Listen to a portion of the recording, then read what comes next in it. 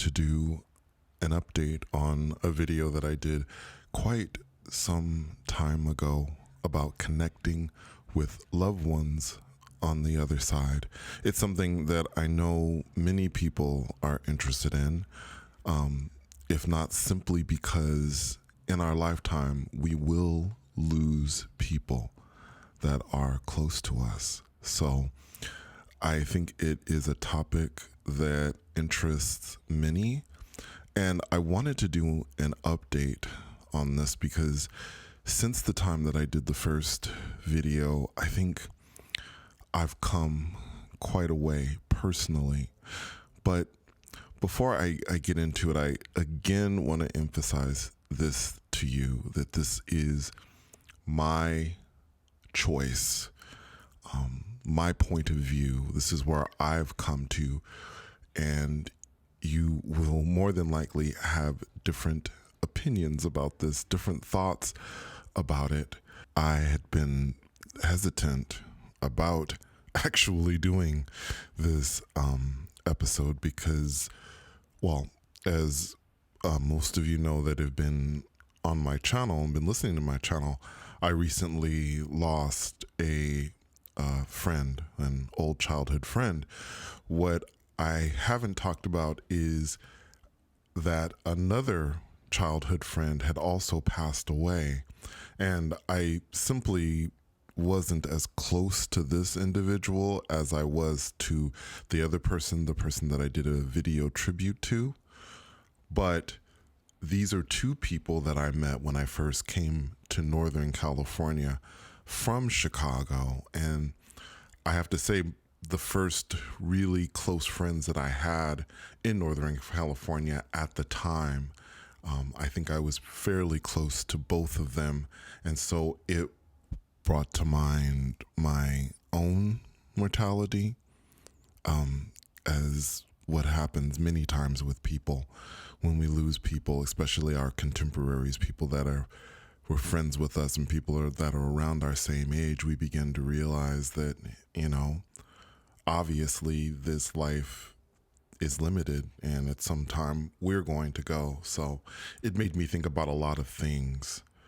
But I wanted to talk about this again because I see this in, I've seen it on Reddit before. People have asked about visiting loved ones, about seeing people that they've lost, and using astral projection as a vehicle to do this.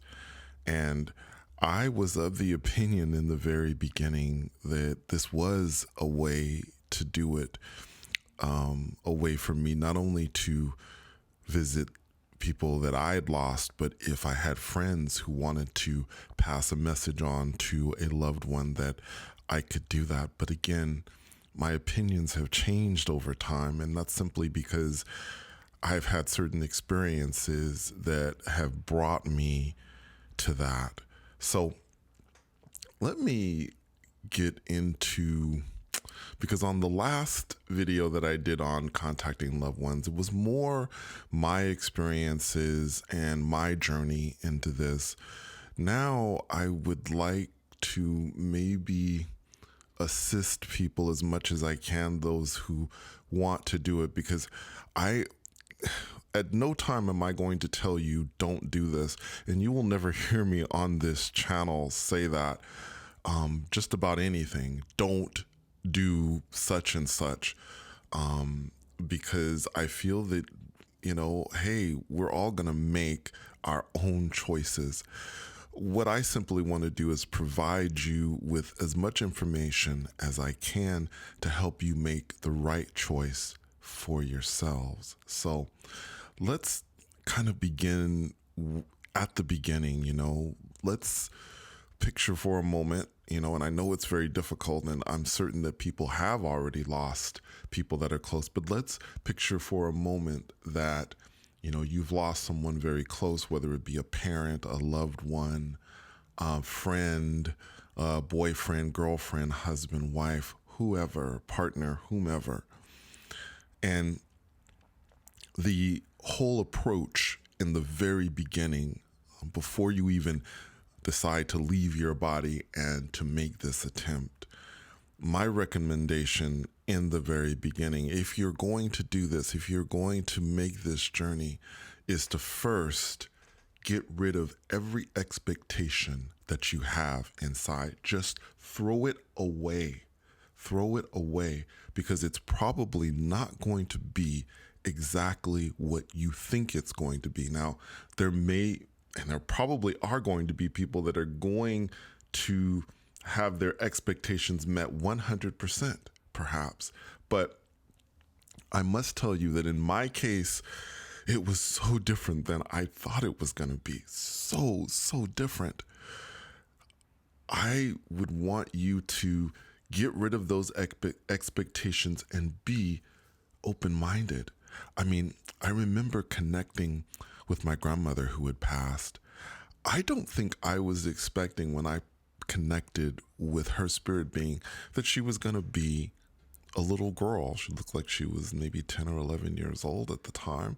Now, I don't remember her that way. I remember her as being very tall, very strong, older, not as a little girl, but I recognized her immediately, even though I'd never seen pictures of her necessarily as a little girl. When I saw her in the form that she was, I realized that that was my grandmother. There was no question about it. My instincts had told me that that was her.